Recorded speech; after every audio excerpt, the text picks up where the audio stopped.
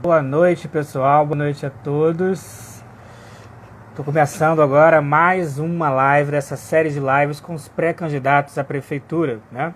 Hoje, com a pré-candidata a prefeita na cidade de Petrópolis, que é aqui no Rio de Janeiro. Já chegou aqui, professor. Nós vamos começar essa conversa. Puxei ela para a conversa. Já chegou. Oi, Jobson, boa noite. Boa noite, Eliseu Neto também já está por aí, Jeff Rocha. Enfim, professora Lívia, Olá. tudo bem? Tudo certinho, obrigada pelo convite. Falar aqui com seus seguidores é muito bacana porque a gente extrapola a nossa rede, né? Bacana das lives assim, compartilhadas e com outras pessoas que não são, inclusive, da cidade, é isso, o potencial da gente extrapolar e falar para mais pessoas, né? Eu acho muito bacana isso. Então, eu te Eu estou agradeço o de convite, vermelho, viu? eu estou de vermelho em sua homenagem. Ah, não, mas você poderia estar de roxo, você poderia estar de verde, de amarelo, porque as cores, elas têm um simbolismo muito grande para a gente, né? Sim. Principalmente o roxo, por exemplo, para mim, que sou feminista, o roxo significa muito. Então, eu gosto muito do roxo, sabe? Independente de ter essa associação do roxo com o feminismo, eu gosto muito do roxo. Eu sempre falo, até com os meus alunos e alunas, eu falo que, embora não tenha muita coisa roxa, eu gosto do roxo, sabe? Mas, assim, as outras cores também, eu acho que a gente tem esse potencial da diversidade no Brasil, sabe? Então, eu gosto muito dessa nossa capacidade de ser um país diverso, de ser uma cidade diversa, como é Petrópolis. Embora, e aí eu já vou emendar aqui algumas coisas, né? Não, peraí, Mas vamos eu vou organizar deixar isso. você falar. Eu vou deixar você falar, mas é só, claro, né? É só por conta de, assim, Petrópolis tem uma característica de ter essa história imperial e tudo. No entanto, é uma cidade que hoje sofre os problemas das cidades contemporâneas, né? Então, essa diversidade está presente em todas as cidades, assim, sabe? Mas, enfim, vamos lá. Passa a bola para você e tá contigo. Primeiro, quero que você se apresente, porque para as pessoas saberem quem é a professora Lívia Miranda, para que ela veio, está vindo pré-candidata. Então, quero aí que Certo. você se apresente para as pessoas que estão assistindo a nossa live e que vão assistir posteriormente. Certo. Eu sou professora aqui na rede municipal. Eu vim para Petrópolis há mais de 12 anos, porque. Ah, tá dando eco. Eu vou colocar um fone. Pera aí só um minutinho. É por conta do. O Instagram tem isso, né? Ele tem essa coisa do eco. Vê se melhora. Ele tem umas frescuras aí. Tá Agora conseguindo me deu, ouvir? agora deu uma melhorada. Beleza, tá conseguindo me ouvir legal? Sim. Show, então vou seguir. E aí eu vim para Petrópolis há mais de 12 anos porque eu fui aprovada no concurso público. Então, a minha relação com a cidade tem o vínculo do trabalho. E aí eu sou filha do meio de um casal, de um técnico, aliás, de um auxiliar de enfermagem, meu pai é auxiliar de enfermagem, minha mãe é professora. E eles continuam morando no interior, é na cidade da divisa entre o estado do Rio, Minas e Espírito Santo. E aí eu vim para cá sozinha, sem conhecer ninguém, e comecei a vida, né? A vida de trabalho, a vida de envolvimento nos movimentos sociais. E aí então, eu trabalho na educação básica, sou professora do município e trabalho hoje, atualmente, com sala de recursos. O que é uma sala de recursos? É um programa do governo federal que começou em 2008, que em apoio à inclusão de estudantes com deficiência. Então, eu trabalho diretamente com estudante que tem algum tipo de deficiência, ou que tem autismo, ou que tem algum tipo de limitação física para estar, ou neurológica e tal, para que essas crianças estejam incluídas em classes comuns, né? Então, essa é a minha profissão, né? Hoje, atuando como professora de sala de recursos, mas já passei aqui na cidade por outros cargos, assim, também como orientadora pedagógica. E, mas, assim, é aquela coisa de se identificar, né? Onde tem o brilho no olho, sabe? É muito lindo isso, de você trabalhar onde tem o brilho no olho, que é na sala de aula, é trabalhar diretamente com as crianças, é ter o contato com pais, mães e responsáveis das crianças. Isso é muito bacana, sabe? Então, isso é uma das coisas que eu mais tenho sentido falta agora no período da pandemia, de estar na sala de aula com as crianças. E aí, a minha história com a cidade tem muito a ver com isso. Mas, então, retornando, eu sou, então, formada na área da pedagogia, mas também tenho formação na área da administração. É, tem algumas especializações a nível de pós-graduação. O professor nunca para de estudar, né? Nunca para. E aí, como se não bastasse, eu acho que eu achava que eu precisava continuar estudando. E aí eu ingressei no mestrado, estou aqui conciliando a pré-campanha com a reta final mesmo do mestrado, e depois pretendo engatar no doutorado, porque eu acho que é isso, né? A nossa vida, ela se baseia no estudo, na investigação, e eu acredito que a profissão docente tem isso como fundamento. O estudo, a investigação, o pensamento crítico. A gente está na sala de aula, mas sempre revisando a situação da teoria, revisando a prática, revisando esse contato com as crianças. Então, realmente, a gente não pode parar de estudar. Então, é isso, assim, a minha história. Eu sou casada, sou lésbica, casada. A gente casou no final do ano passado. Não, no final de 2018. Parece que foi ontem, né?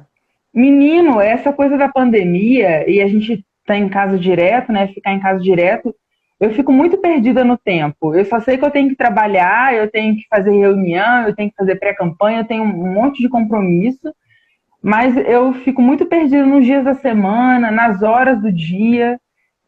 Mas então é isso. Se não tem alguém para me avisar das coisas, eu sou a pessoa totalmente perdida. Entendeu? Porque tá um negócio, um rebuliço, que eu não sei que dia é. A hora, pelo menos, tem o relógio, tem o celular que avisa. Mas o dia, a gente fica meio perdido mesmo. Já acorda assim, perguntando que dia é hoje. Porque tem coisa, sempre tem uma coisa para fazer, né? Mas ainda bem que a tecnologia e as pessoas caridosas estão aí para nos ajudar nessas nossas lembranças. Mas voltando ao assunto, que é o assunto que você tocou, que é importante, é mais uma candidatura LGBT, então, em Petrópolis. Isso. Na verdade, ao executivo, eu acredito que só tem a minha, só eu que me identifico como LGBT, a única mulher, a única trabalhadora, que você pode pegar o registro e ver que é trabalhadora, sabe? No mais tem empresário, assessor, então assim, trabalhadora mesmo, só eu. Que mais? Mas ao legislativo temos pré-candidaturas LGBTs. Inclusive, na nossa chapa temos Pedro Fernandes, que é militante LGBT, pessoa com deficiência. Então, e temos outras também, temos mais mulheres aqui na cidade, pré-candidatas LGBT, tem inclusive a Carol Cerqueira, que é uma brilhante mulher, só que é por outro partido, é pelo PSB, mas é brilhante e mulher negra, então temos outras pré-candidaturas ao legislativo. E ao executivo só a minha, inclusive a única mulher. E isso é uma das pautas que nós sustentamos muito, que é a participação feminina na política, certo? Porque a gente tem um histórico de afastamento em geral da vida política, né?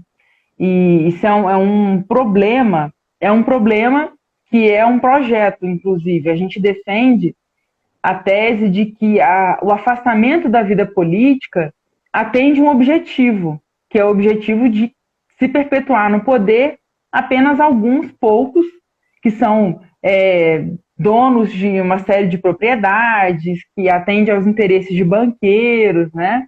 Atende aos interesses de grandes empresas e dos lobistas. Então, o afastamento da vida política atende a um interesse, certo? E nós defendemos, Jobson, uma outra forma de política, que é a política participativa, que é a política em que a classe trabalhadora participa das decisões da cidade, né? Então, nisso tudo é que se consiste a minha pré-candidatura, inclusive porque não é uma decisão só minha, Jobson.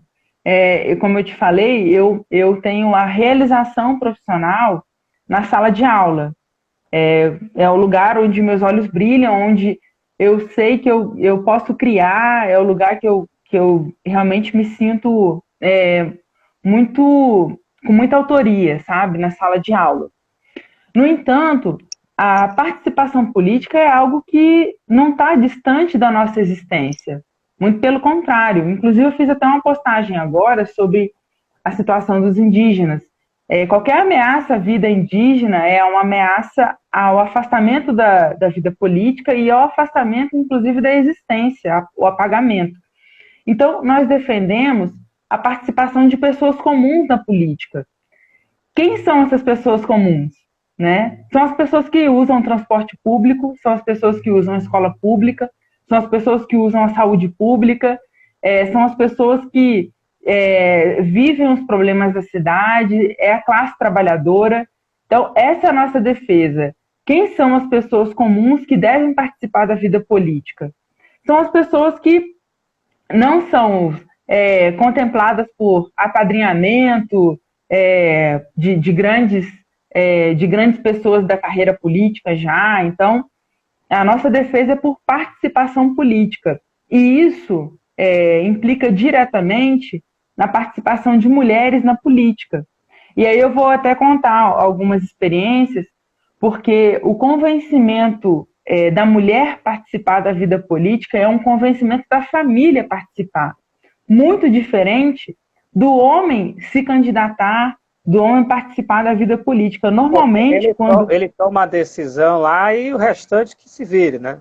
Exatamente. Quando o homem decide se candidatar, é uma decisão dele. Não,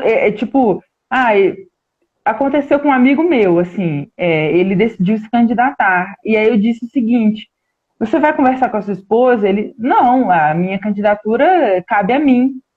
Muito diferente das conversas que a gente tem com as mulheres. Muitas vezes a mulher, ela pensa, ela vai conversar com o marido, com o companheiro, com a companheira, com a esposa, para decidir. A minha decisão mesmo só aconteceu porque eu sei que eu tenho apoio da minha esposa. Então, eu acho... Eu teria problema em casa para começar, né? É claro, porque é assim que eu vejo a política, né? É assim que eu vejo a participação eleitoral.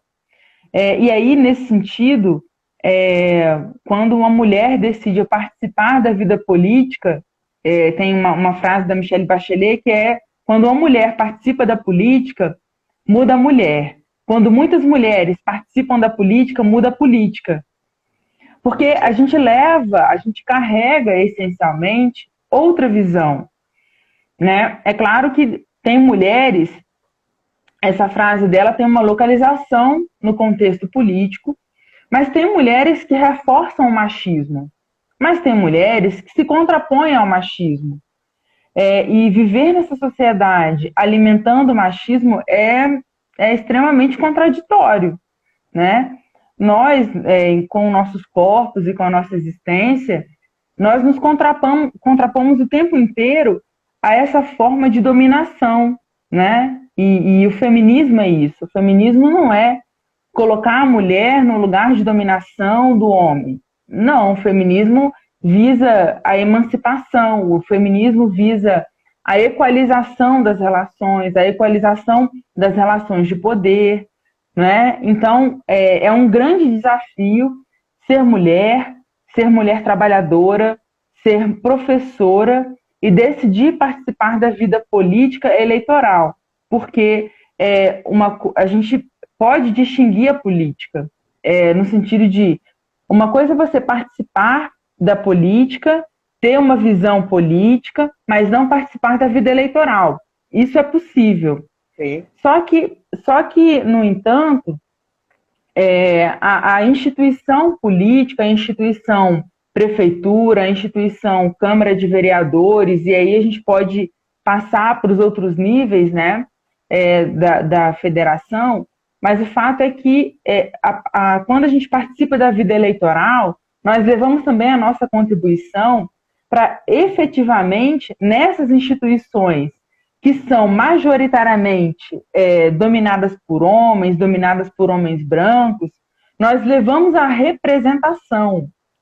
Então, tem esse impacto, tem o impacto da representação, tem o impacto da participação nas decisões. Uma coisa definitivamente não substitui a outra e não exclui. Porque parece que eu estou numa linha muito conceitual, mas eu vou retomar para aquela política participativa. Por exemplo, nos municípios e também no Estado e na União, existem os conselhos. Né? Como, por exemplo, o Conselho Municipal. A gente tem vários conselhos aqui. Conselho da Diversidade. Aliás, Conselho da Diversidade não existe, isso é uma pauta nossa, do movimento social LGBT para a criação. Não tem. A gente estava nessa discussão antes da pandemia e está tudo parado agora. Mas, assim, a gente tem outros conselhos. Eles já queriam uma desculpa, né? Então...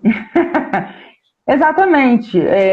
Já queriam não fazer. E aí a pandemia ssó facilitou essa decisão, não é? Mas o fato é que a gente tem vários conselhos. O Conselho da Mulher, o Conselho Municipal de Trânsito, o Conselho Municipal de Educação e vários outros. Conselho da Cidade, né, Conselho de Saúde, temos vários. O que nós defendemos é a ampliação da participação da sociedade civil nesses conselhos.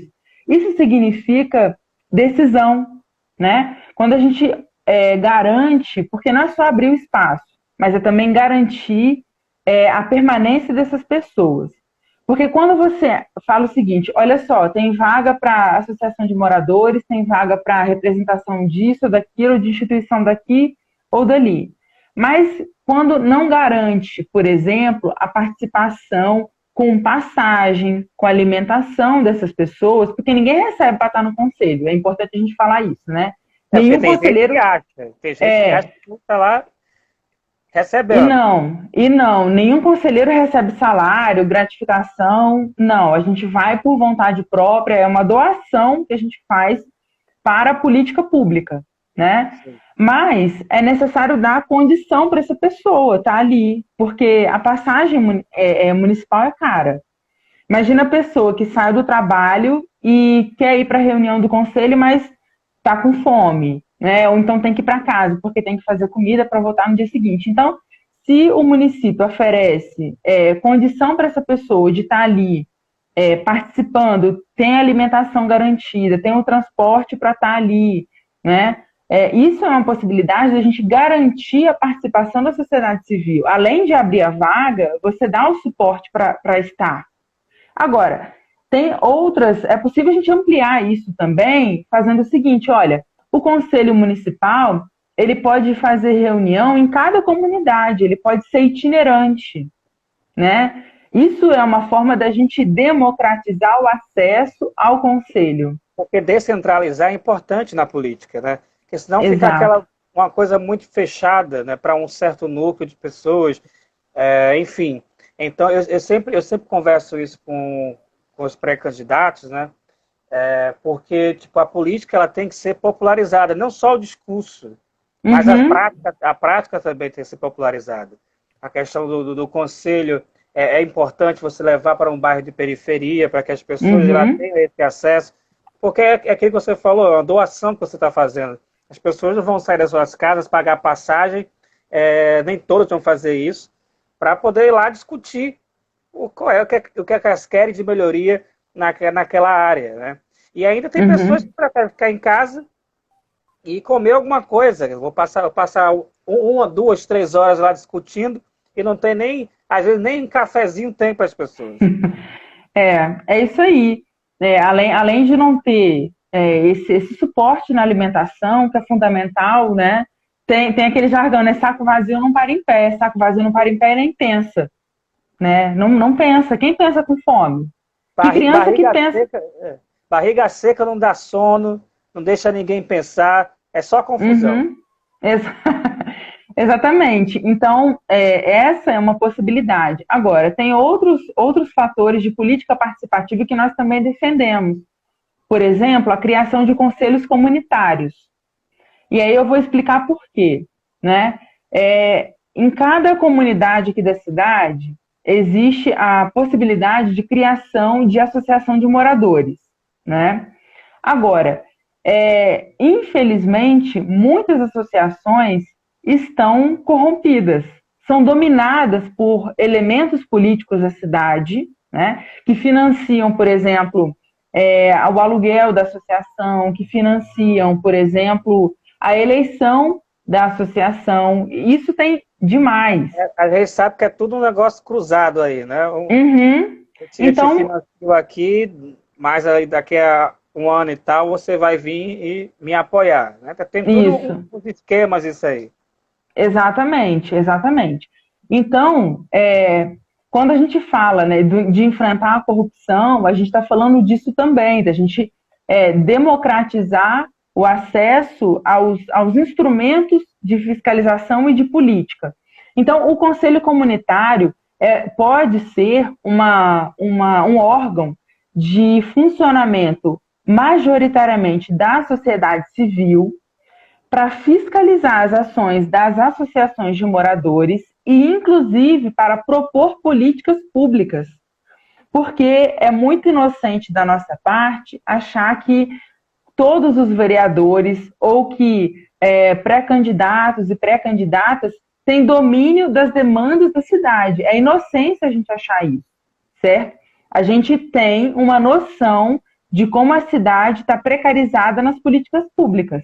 Mas, efetivamente, o conhecimento do bairro, quem tem são os moradores. Eu, por exemplo, tenho conhecimento das demandas do meu bairro, da minha comunidade. Mas, se cada morador tivesse a possibilidade de contribuir, dizendo, olha só, na minha comunidade eu preciso de mais horários de ônibus, eu preciso de mais acessibilidade, eu preciso de mais postos de saúde, né? Se cada morador tivesse a possibilidade de contribuir dessa forma, a gente teria um mapeamento melhor das demandas. Porque não basta a gente pensar o seguinte, olha, eu sei que a gente precisa ampliar a estratégia de saúde da família. Tá, mas em quais comunidades isso tem maior demanda? Se os moradores pudessem opinar sobre isso, seria fundamental para a gente elaborar melhor as políticas públicas.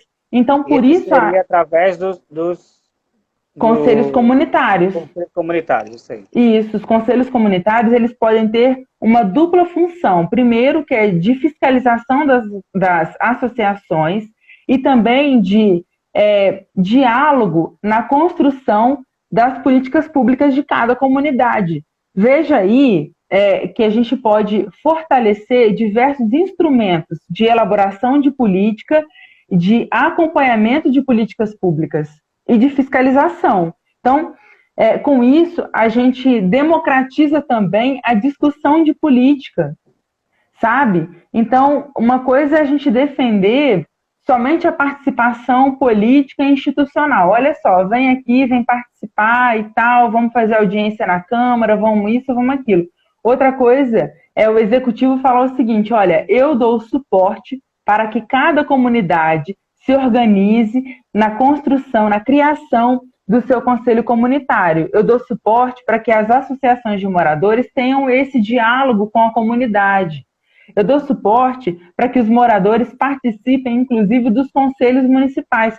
A gente, com isso, Jobson, a gente modifica a visão da política, certo? Agora, qual é o prefeito, a prefeita que está hoje na prefeitura e que se dispõe a fazer isso? Dificilmente. Por quê? De maneira... Pode falar. É que muitos não gostam desse negócio de estar criando mais um grupo para ficar fiscalizando eles, né? Uhum, exatamente. Vereadores Porque... é mais fácil eles lidarem ali.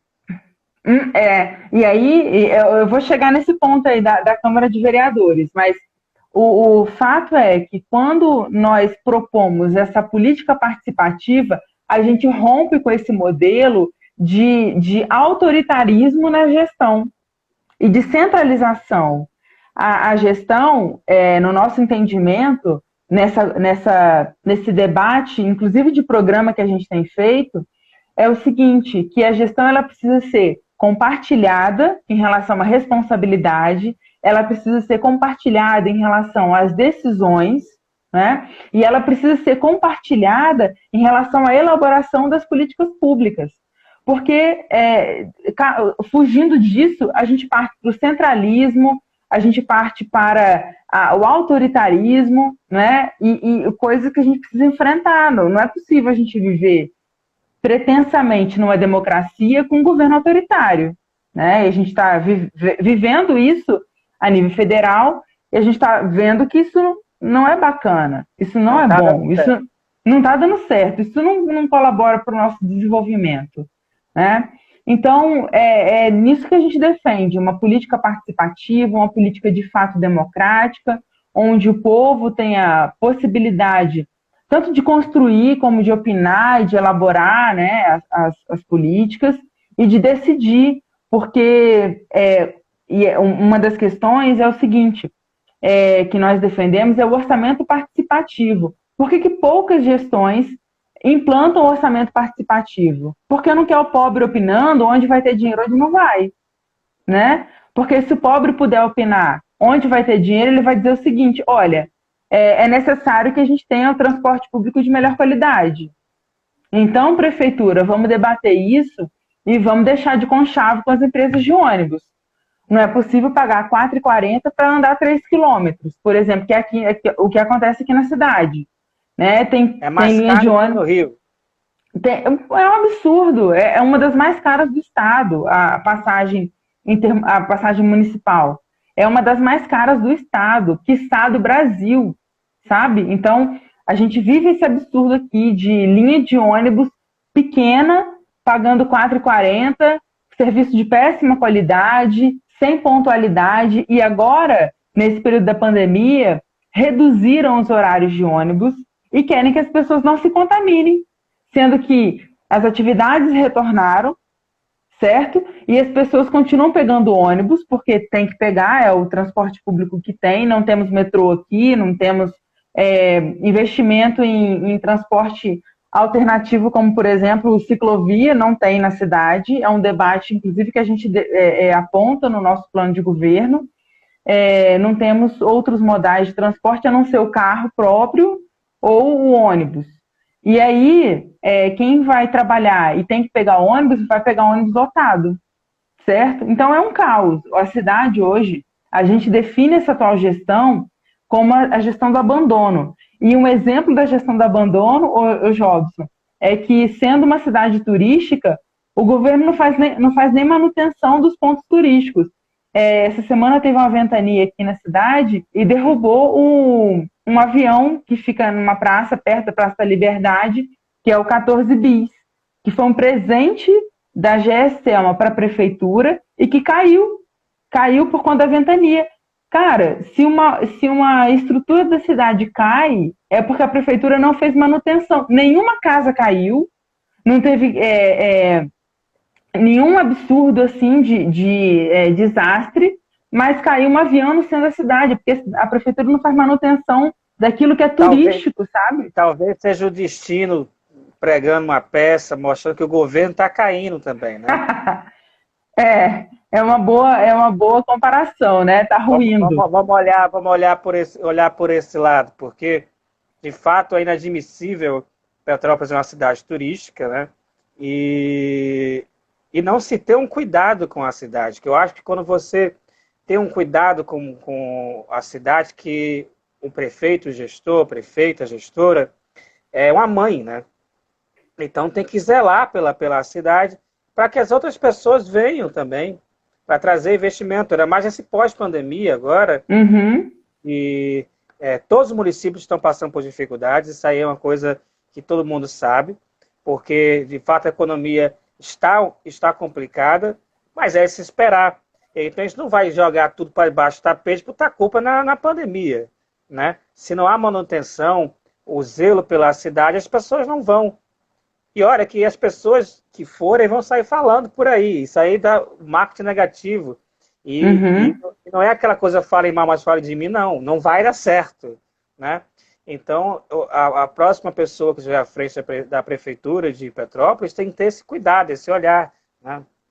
É isso aí. E aí, como a gente estava falando anteriormente sobre a Câmara Municipal, é, é importante a gente falar sobre a atual composição da Câmara, inclusive para que todo mundo entenda que nenhuma gestão, seja municipal, estadual ou federal, ela se compõe sozinha, né? Se a gente tem um presidente, mas se a gente tem uma Câmara dos Deputados e um Congresso que não, né, que não dialogam, não é questão de não ter oposição, não. A questão é se não dialogam, nada anda, né? E a mesma coisa no governo do estado, a mesma coisa na prefeitura. Aqui no município, a gente teve um escândalo nessa atual composição da Câmara, com mais da metade da Câmara com vereadores afastados. Teve um escândalo aqui que o presidente da Câmara foi pego na sua casa pela Polícia Federal e na banheira da sua casa ali tinha vários trouxinhas de dinheiro com nome, com a inicial do nome de diversos vereadores. E aí teve uma leva de gente aqui afastada, e aí a gente vai observando que é uma Câmara que não tem proposição. É uma Câmara que se compõe com vereadores e vereadora, que temos uma vereadora, mas que não se coloca como progressista e nem como feminista, né? E aí, assim, temos uma composição de Câmara que os vereadores se fazem com capina, sabe? Com ordem de capina, com ordem de calçamento de rua, com esse tipo de coisa, sabe? E aí temos uma gestão no legislativo como um fiasco, assim. A gente considera também vergonhosa, é vergonhosa. E na nossa construção, Jobson, de chapa, de pré-candidatos e pré-candidatas, a gente tem uma formação muito linda, que eu considero, que são todos trabalhadores e trabalhadoras. Temos certamente a maior composição de negros e negras na chapa.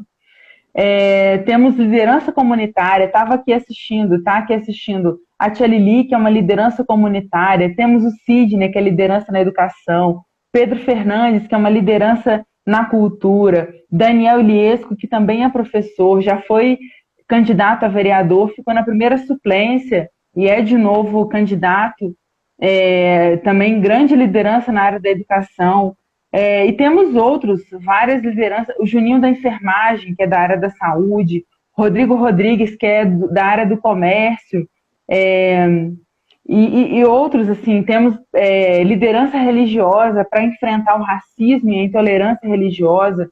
Então, assim, temos várias lideranças, uma grande composição de negros e negras, e uma coisa que a gente defende, Jobson, também na disputa, né, para a Câmara de Vereadores, é que a nossa disputa, ela se dá para fora, ela não se dá dentro da chapa, porque a nossa chapa, ela tem duas questões, que é uma chapa compartilhada e coletiva, mandato compartilhado e coletivo. Tia Lili me lembrou aqui agora, o Daniel da Amendoim, que é uma liderança nossa, ele roda a cidade inteira, Jobson, vendendo amendoim, o melhor amendoim da cidade é o dele. Temos também a Cristiane, lá do Madame Machado. Tá fazendo propaganda na minha live, vou querer um amendoim agora também.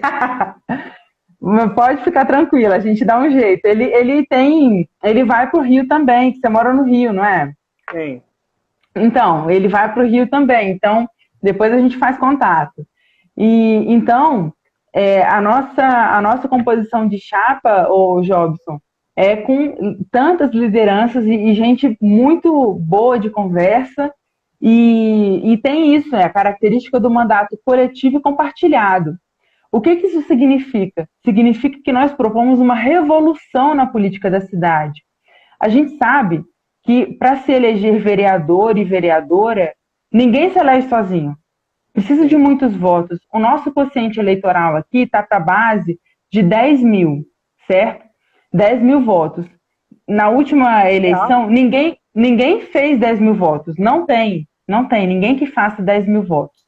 E para isso, a gente sabe que precisamos alcançar esse quociente, só que se a gente alcançar, todo mundo que colaborou para isso vai ter acesso também às assessorias e vai ter acesso ao compartilhamento de mandato.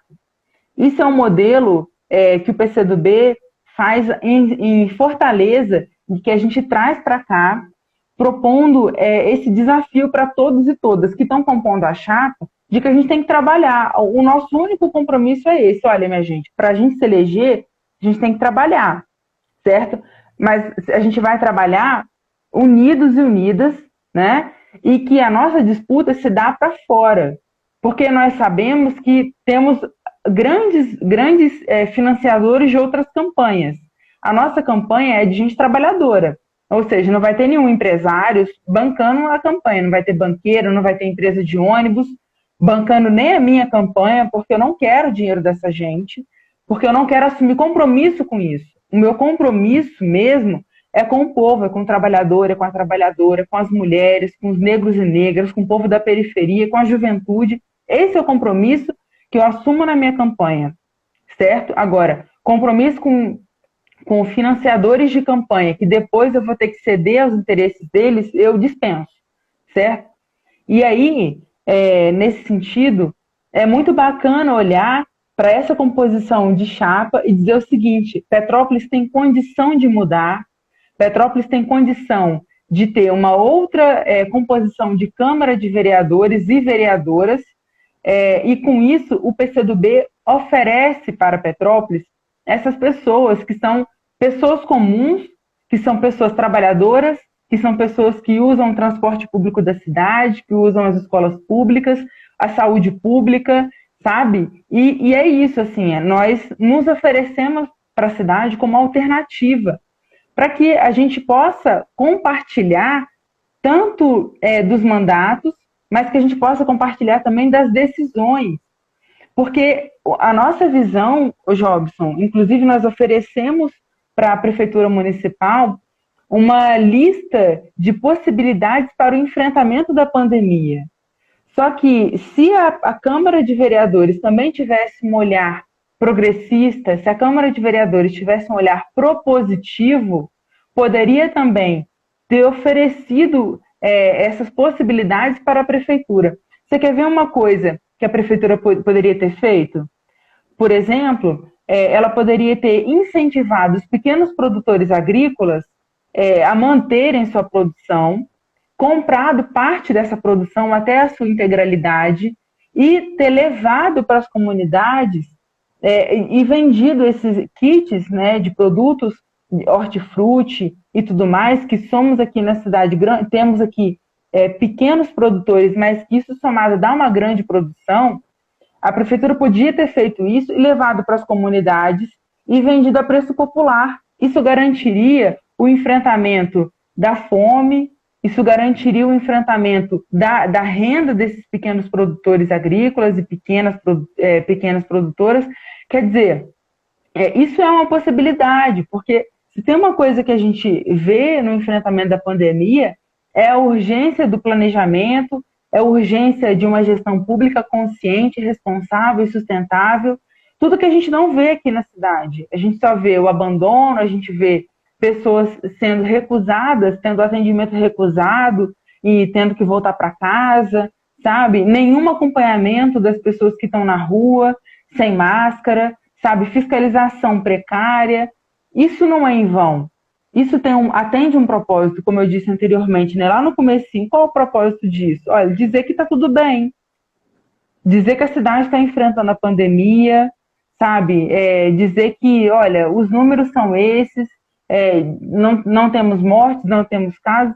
Mentira, mentira, porque a gente vê o desenfreamento, né? As pessoas não estão se cuidando. E aí eu te digo mais, aqui na minha comunidade, eu moro aqui no Caxambu, eu vejo gente fazendo festa, desde o começo da pandemia, sabe? Gente fazendo festa no Parece Dia que das o Mães. coronavírus não chegou aí, não. Chegou aqui na minha casa, parece que chegou na minha casa, aqui perto, por isso eu não saio de casa, agora tenho saído o mínimo possível, né? Mas, assim, nas outras casas, pouquíssima consciência, sabe? E, assim, para que as pessoas tivessem consciência, não precisava muito. Precisava que o governo fosse para a TV, que fosse para a internet e dissesse o seguinte, gente, vamos ficar em casa, a prefeitura vai dar a condição para vocês de vocês ficarem em casa, sabe? A prefeitura tem condição de reorganizar aqui as cadeias produtivas de modo a produzir material de equipamento individual, certo? Equipamento de proteção individual. Porque Petrópolis, eu tenho certeza que você sabe, mas eu vou falar aqui de uma maneira repetitiva e tal, Pode ficar à um vontade. grande... Petrópolis tem uma grande capacidade de produção têxtil, certo?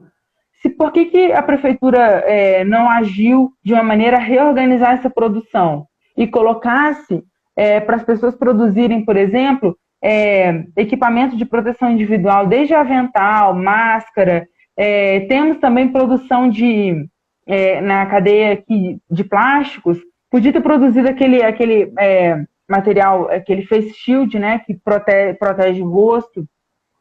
Temos aqui as cervejarias que produziram, em alguma medida, álcool em gel, mas, quer dizer, como não teve articulação do poder público, isso não foi, de fato, institucional. Então, temos grande crítica a essa atual gestão pelo abandono, por não olhar para as demandas da cidade, sabe? Então, é desastrosa essa gestão. E quando a gente se coloca na vida política, a gente sabe que o nosso compromisso tem que ser de melhorar a qualidade de vida das pessoas. Esse tem que ser o objetivo. É essa a nossa disposição e o nosso olhar para a política. E aí tem uma coisa também que a gente vem afirmando, o seguinte, a nossa visão sobre a política não é como um negócio, mas assim é como uma possibilidade de mudar a sociedade. Se temos essa possibilidade de mudar e para melhor, a gente precisa da nossa contribuição. Então, é isso que nós fazemos, gastar tempo, o nosso tempo precioso para estar aqui discutindo contigo e falar o seguinte, olha, a gente tem alternativa para a cidade. E entre outras coisas, né, que é uma doação de tempo, é uma doação de pensamento, é uma doação inclusive de material, né, para a vida política da cidade, porque a gente acredita que é essa possibilidade, é esse o caminho, né? Se todo mundo se doasse um pouquinho, pelo menos um pouquinho do seu tempo para participar das discussões nos conselhos, que são muitos, né, nos conselhos municipais, para debater sobre a vida política da cidade, a gente estaria em outro patamar, a gente estaria em outro nível de discussão, muito além das fake news, muito além da agressão e da política do ódio e da política do negócio.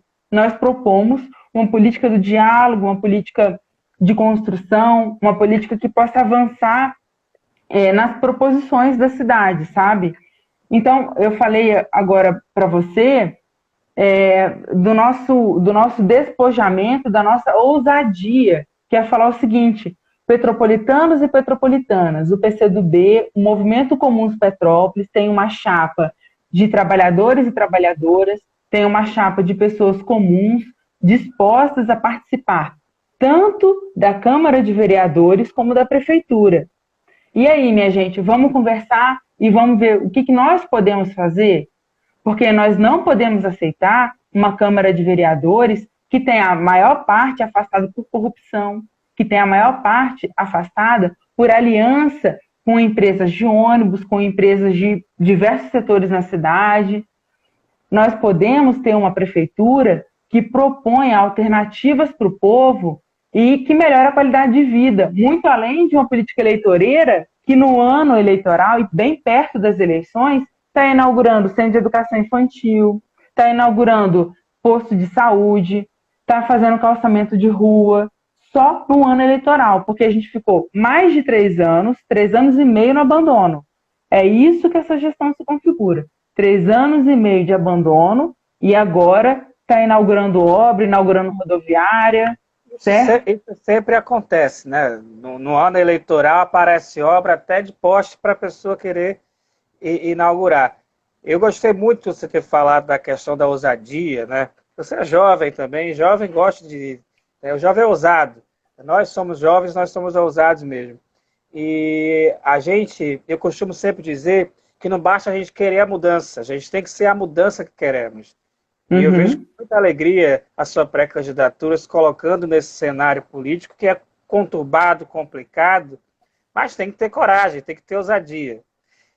Tá chegando já no finalzinho da nossa live, mas eu quero te fazer uma pergunta, que é a pergunta que eu faço para todos os pré-candidatos que vêm passando por aqui.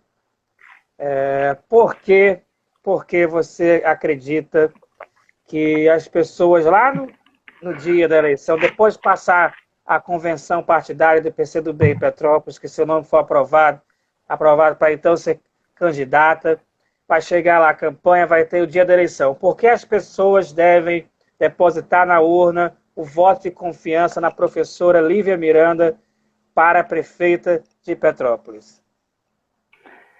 Eu acho que é pelo fato de ser mulher, pelo fato de ser a única mulher pré-candidata e futuramente candidata a prefeita, o fato de ser uma mulher disponível a conversar com as pessoas, o fato de olhar para a política com um olhar de colaboração, com um olhar de envolvimento do povo, né? E de propor um outro formato de política, que é a política participativa. Tem uma coisa, Jobson, que eu gostaria que as pessoas entendessem, é o seguinte: os únicos poderosos na cidade têm que ser o trabalhador e a trabalhadora, as pessoas que estão distante do centro histórico, as pessoas que estão na periferia. Esses são os poderosos da cidade, porque são a maioria da cidade, porque são as pessoas que consomem os produtos produzidos na cidade, porque são as pessoas que trabalham na cidade. Então, o poder, que a gente pode entender como o poder de legitimação da vida política, ou legitimação de consumo, de desenvolvimento, o poder está com essas pessoas, certo? Então, eu acredito que ser mulher e olhar para a política, ter uma mulher na prefeitura, significa olhar para as pessoas e dizer o seguinte: eu quero que vocês estejam comigo. Eu não quero estar só na prefeitura. Eu não quero estar só nos lugares de decisão. Porque a postura, inclusive, de uma professora não é de estar ensinando sozinha. A postura de uma professora, de fato, é aprender junto, certo? Então, eu olho para a política e penso o seguinte: seria fantástico uma mulher na prefeitura que governasse com o povo, que trouxesse as pessoas para a prefeitura e que estivesse nas comunidades também. Nós temos aqui em Petrópolis muitas comunidades. Nós temos aqui em Petrópolis, em construção, por exemplo, a política de abairramento, que nós não temos bairros definidos em Petrópolis. Isso está em construção. Agora, seria fantástico se a gente pudesse descentralizar a prefeitura e fazer várias prefeituras, certo? E que pudéssemos envolver todas as pessoas na construção das políticas públicas. Eu olho para a política e olho para a prefeitura, olho para candidaturas, olho hoje para pré-candidaturas e penso o seguinte: será que essa pessoa de fato vai envolver o povo nas decisões e no planejamento? Porque não basta dizer que vai governar para o povo. É necessário envolver as pessoas no governo, nas decisões e no planejamento. Eu acho que se eu pudesse dizer uma coisa para as pessoas que estão nos assistindo e para os eleitores e eleitoras da cidade, para as pessoas que vão estar lá na urna apertando o número do PCdoB é o seguinte: vocês têm um convite a participar de um governo. Vocês têm um convite a compor um governo. E é isso, a escolha é de vocês. Vocês estão a fim de participar ou estão a fim de ser governados? É muito diferente isso que eu estou falando. Uma coisa é você participar de um governo, compor o governo, e outra coisa é você ser governado. Ser governado é a postura de passividade, em que, olha, tá lá acontecendo, eu não preciso fazer nada. Agora, você ter a disposição de compor governo, participar de governo, elaborar política pública, isso, para mim, traz é a ousadia, mas é também movimento. E eu acho que a política precisa disso. A política precisa tirar as pessoas do lugar, né, do lugar de passividade, de comodidade, de tranquilidade, e colocar as pessoas em movimento. E dizer o seguinte: nós somos responsáveis pelos nossos governos, somos responsáveis pelas políticas, e nós queremos participar. Então, é esse o convite que eu faço. É esse o meu objetivo de participar da vida política, e eu tenho um sonho, que em alguns anos, termos a maioria da Câmara de Vereadores composta por mulheres, termos a maioria de mulheres. Porque eu acho que tem que ser, o sonho tem que ser. Ó, acabou de entrar aqui a Carol, um beijo, Carol, falei de você agora há pouco. E aí eu penso o seguinte, que esse é o meu sonho, sabe? Ter, tanto na Câmara de Vereadores como na Prefeitura e nas secretarias, sobretudo nas secretarias mais importantes, que tem maior orçamento e tudo, formada por mulheres. E isso, embora seja um sonho ambicioso, é um sonho possível, porque as nossas candidaturas femininas, feministas e de mulheres e progressistas têm essa função, muito além de projeção do nosso nome, tem a função de trazer muitas outras mulheres para essa luta institucional, eleitoral, porque tem uma máxima que é o seguinte: uma mulher sobe e puxa a outra. E tem que ser assim. Tem que ser assim. A gente precisa de muitas mulheres, muitas mãos. Governar tem que ser a muitas mãos. E eu reforço o convite, que é isso, né? Que as pessoas pensem que no dia da eleição elas podem fazer uma escolha, que eu quero participar de governo, eu quero saber que o governo vai ser popular e vai ser democrático, ou eu quero ser governada por alguém e que esse alguém decida o que eu vou ter, sabe? Então, eu acho que é isso. Pessoas comuns precisam estar juntas nos governos, precisam estar juntas nas decisões, e eu acho que esse é o meu recado, sabe? Que pessoas comuns precisam se unir e participar da vida política da cidade, do estado e do país. Essa é a mensagem que as pessoas precisam levar dessa nossa conversa. Minha querida, muito obrigado por ter aceito o convite. Foi um prazer enorme conversar com você aqui. Foi uma conversa muito bacana, muito esclarecedora. Eu espero que as pessoas de Petrópolis possam te dar a chance de te ouvir, porque eu gostei de te ouvir. Entendeu? Então as pessoas precisam te ouvir também para entender sua ideia. E eu espero muito que seja oficializada a sua candidatura e que você tenha sucesso, alcance seu objetivo e que o povo de Petrópolis possa ter uma alegria em ter uma mulher, né? A única aí que está se metendo nesse meio, né? Que o homem já fica olhando assim, mas a única que está tendo coragem é ousadia. A palavra de hoje é ousadia, te dar a cara a tapa e aceitar esse desafio. Parabenizo por isso e eu te agradeço por ter aceito esse convite para conversar comigo. Obrigada, Jobson. Eu agradeço muito estar aqui. A conversa foi realmente muito boa, fluiu, bacana. E quero deixar um beijo para você, um beijo para todo mundo que nos assistiu.